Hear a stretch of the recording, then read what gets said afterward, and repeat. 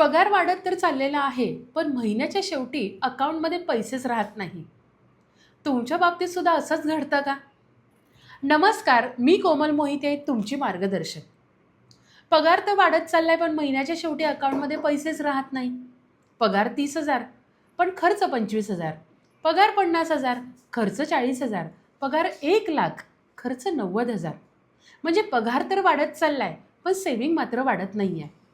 आणि यालाच म्हणतात लाईफस्टाईल इन्फ्लेशन. आणि असं आपल्या बाबतीत पुढे जाऊन घडू नये, त्यासाठी तुम्हाला काय करायचं आहे? तुम्हाला फक्त एकच गोष्ट करायची आहे, की तुमच्या इन्कमचा 20% पार्ट हा नेहमी सेव्ह झालाच पाहिजे. मग तो तुम्ही म्युच्युअल फंडमध्ये करा, स्टॉक मार्केटमध्ये करा, आर-डी, एफ-डी सारख्या ठिकाणी करा, पण 20% पार्ट हा तुमच्या फ्युचरच्या गोलसाठी इन्व्हेस्ट झालाच पाहिजे.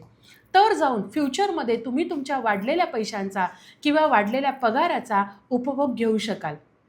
तुम्ही तुमच्या इन्कमचा किती पर्सेंट पार्ट हा इन्व्हेस्ट करता हे मला कमेंटमध्ये नक्की सांगा. भेटूयात पुढच्या व्हिडिओमध्ये. व्हिडिओ आवडला असेल तर जास्तीत जास्त लोकांपर्यंत शेअर करा. चॅनलवर फर्स्ट टाईम आला असेल तर लाईक करायला विसरू नका. भेटूयात नेक्स्ट व्हिडिओमध्ये. Thank you so much.